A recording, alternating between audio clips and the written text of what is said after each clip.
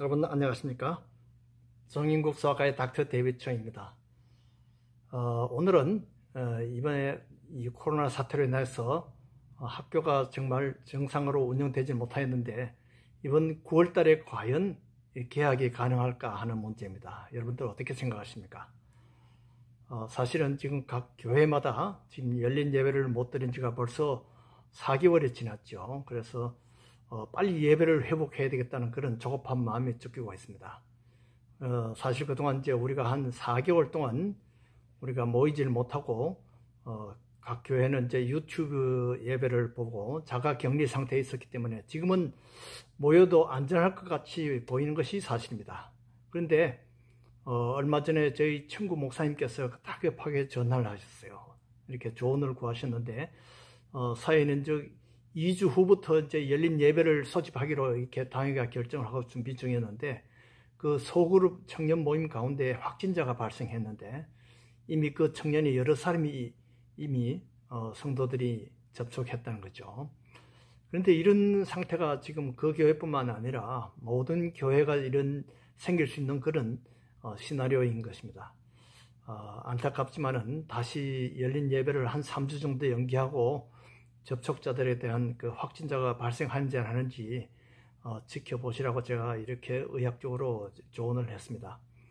근데 사실은 지금 모든 학교가 사실 더 조급합니다. 사실은 우리가 안전을 보장하지 못하면 누가 그 사랑하는 자녀들을 학교로 보내겠습니까? 대부분 대학생들은 지난 학기를 시작도 못하고 줌으로 그냥 대충 때웠죠.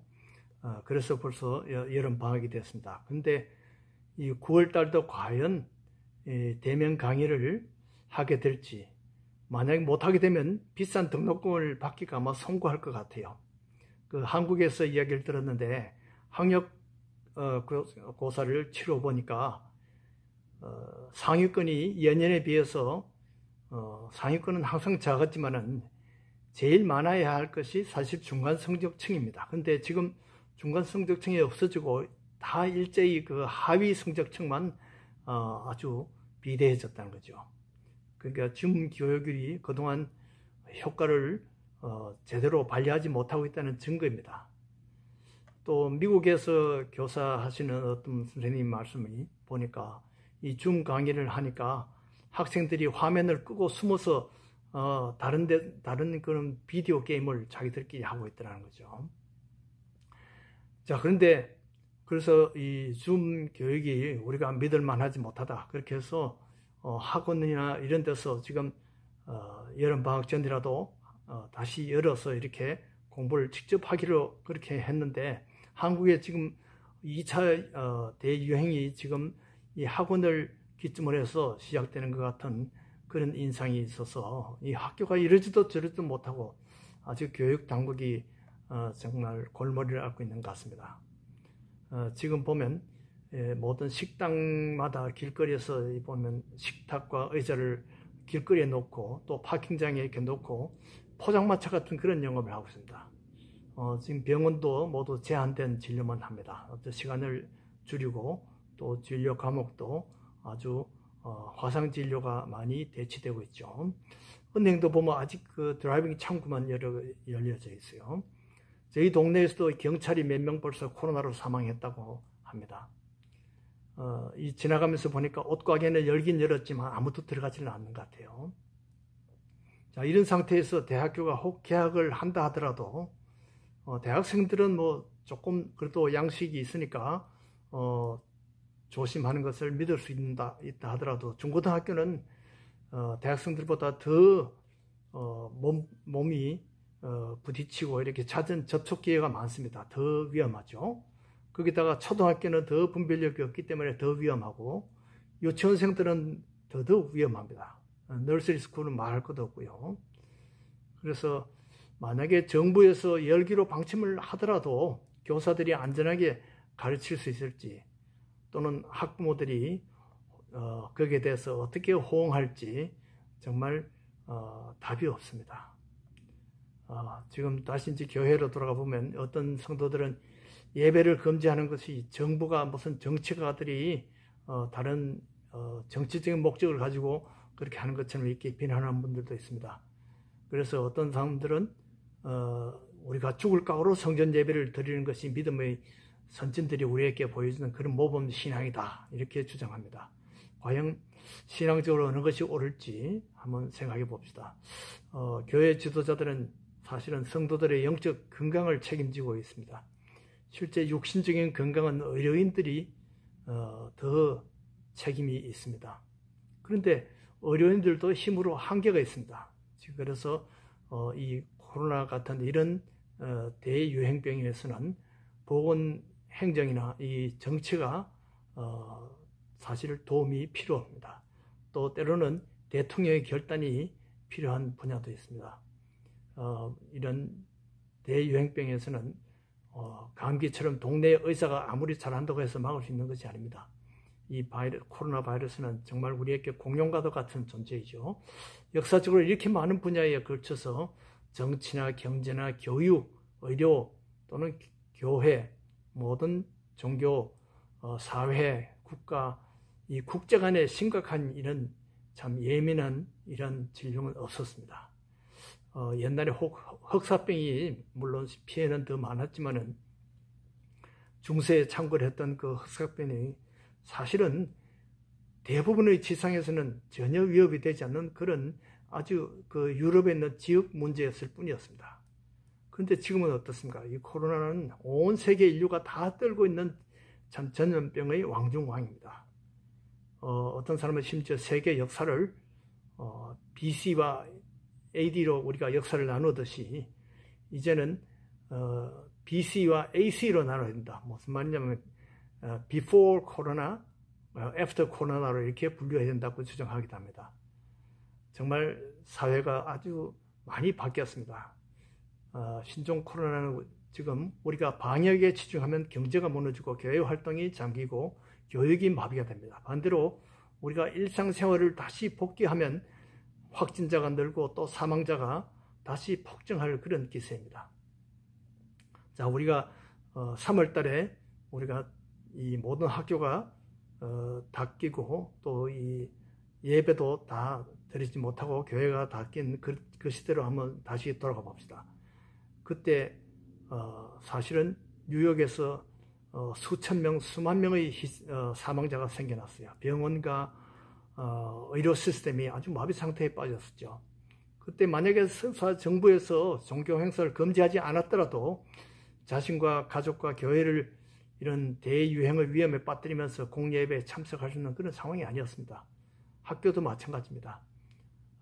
사실은 교회 지도자들이 성도들을 보호하기 위해서 영상 예배로 우리가 전환했죠. 또 비록 정부가 이 방역 원칙을 어기고 예배 모임을 방인했다고 해도 사실 그 피해가 다 책임을 그 정부가 다 받게 되었을 것입니다. 그 현 상황은 어떤 면에서 이 초대교회가 이 로마 군인들의 그 눈을 피해서 토굴에 숨어서 이렇게 예배를 드렸던 그때보다 더 지금 어려운 상황입니다.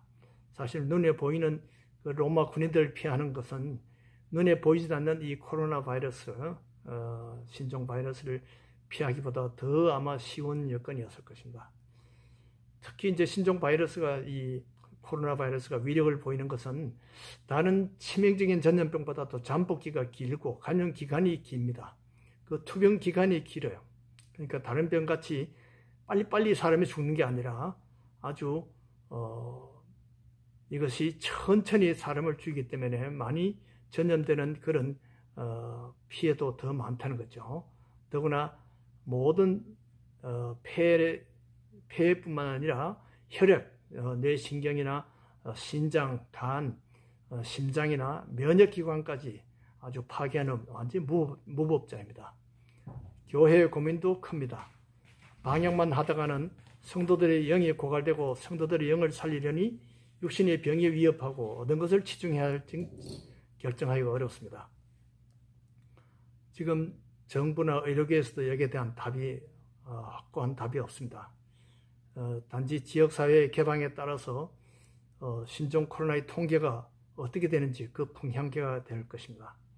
그런데 교회가 절대 사회보다 앞장서서는 안 됩니다. 학교 개학보다도 더 빠를 수가 없습니다. 사회가 완전히 개방되고 통계적으로 확진자가 더 줄어들고 통계적으로 호전된다면 그 다음에는 일단 학교가 어떻게 되는지 지켜봐야 됩니다. 그래서 학교가 혹시 9월 달에 순조롭게 개방돼서 안전하더라도 교회는 아직도 그 철부 아이들로부터 노인층까지 다양하기 때문에 위험 요소가 더 많습니다. 그래서 그때 가서 다시 교회의 그 열린 예배를 고려해야 될 것으로 생각합니다. 혹시 조급하게 교회가 모범적으로 혹시 개방을 했더라도 아마 사회로부터 칭찬은 없을 것입니다. 그러나 한두 건이라도 거기에서 교회에서 전파가 생기면 온 사회와 정부로부터 비난의 물맷돌을 맞게 될 것입니다. 전도의 문은 닫히고 성도들과 가족들에게도 큰 시험거리가 될 수밖에 없습니다. 특히 이제 우려가 되는 것은 이 한국이 미국보다 한 달 정도 사이클이 빨리 되는데요. 그 한국은 이제 처음 많이 폭발했던 대구 지역 이외에서 2차 유행이 늘고 있다는 것입니다. 미국은 아직도 1차 유행의 꼬리가 아직도 감추지 못한 상태입니다. 그런데 벌써 플로리다나 텍사스나 이런 데서 아주 연속적으로 확진자가 늘고 있습니다. 그런데 지금 정부에서는 또 이 도지사나 이런 분들이 정치적인 그 이유로 경제적인 압력 때문에 할 수 없이 울며 겨자 먹기로 이 지역사회 개방을 하지 않을 수가 없게 되었으니까 참 안타까운 노릇입니다.